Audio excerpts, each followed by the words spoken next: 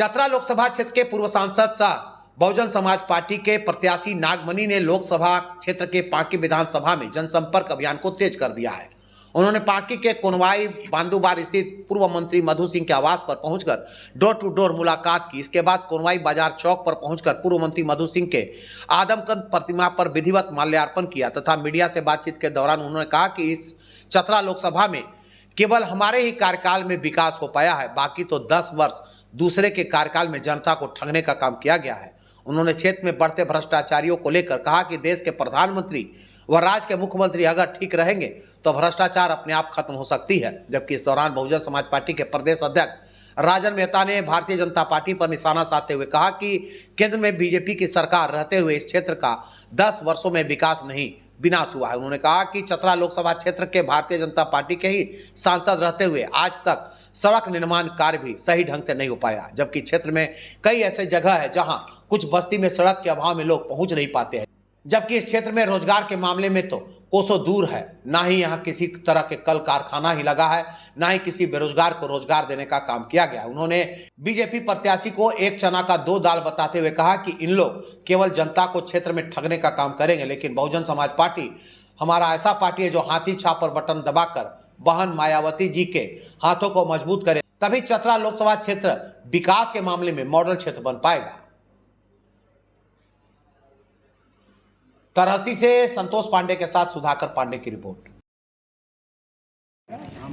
नमस्कार, अभी हम खड़े हैं चतरा लोकसभा के पांकी विधानसभा अंतर्गत कोनवाई पंचायत के ठीक बांदूबार पूर्व मंत्री मधु सिंह के आवास पर, जहां नागमणि जी पधारे हैं, जहां ये पूर्व सांसद चतरा लोकसभा के रह चुके हैं, डोर टू डोर घूम रहे हैं। साथ ही साथ यहाँ पूर्व प्रत्याशी लाल सूरज यहाँ भी मौजूद हैं और आइए जानते हैं कि वो जनता के बीच में जा रहे हैं, किस विश्वास को लेकर जनता के बीच में जा रहे हैं, कितना इनको समर्थन मिल रहा है, साथ ही साथ जनता इन पर कितना विश्वास जता रही है। तो देख ही रहे हैं कि आम जनता का उफान है, क्योंकि 90% हरिजन, आदिवासी, मुसलमान और पिछड़ी जातियाँ सब गोलबंद हो रहे हैं।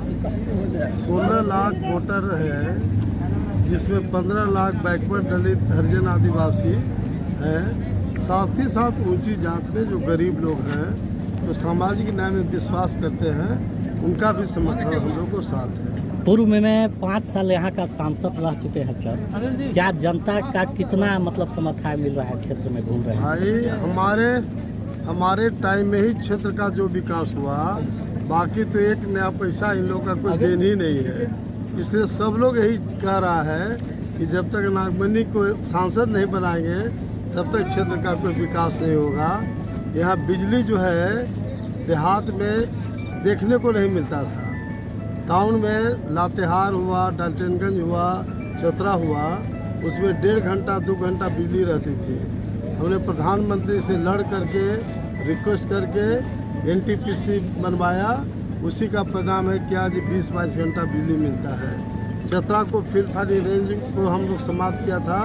पार्लियामेंट में मैंने कहा था कि अगर आज फिलहाल रेंज ख़त्म नहीं हुआ तो मैं कल आत्मदाह करूंगा, 5 लीटर पेट्रोल लूँगा और अपने आप को आत्मदाह करूंगा। तब सरकार झुकी और फिलहाल रेंज ख़त्म हो गया। लेकिन फिर बीजेपी की सरकार ने फिलहाल रेंज चतरा का बना दिया है। चतरा के आम जो जनता है, किसी जाति पार्टी का हो, सब लोग मान के चलता है कि जब तक नागमणि सांसद नहीं बनेंगे तब तक चतरा में फिर फायरिंग ख़त्म नहीं होगा।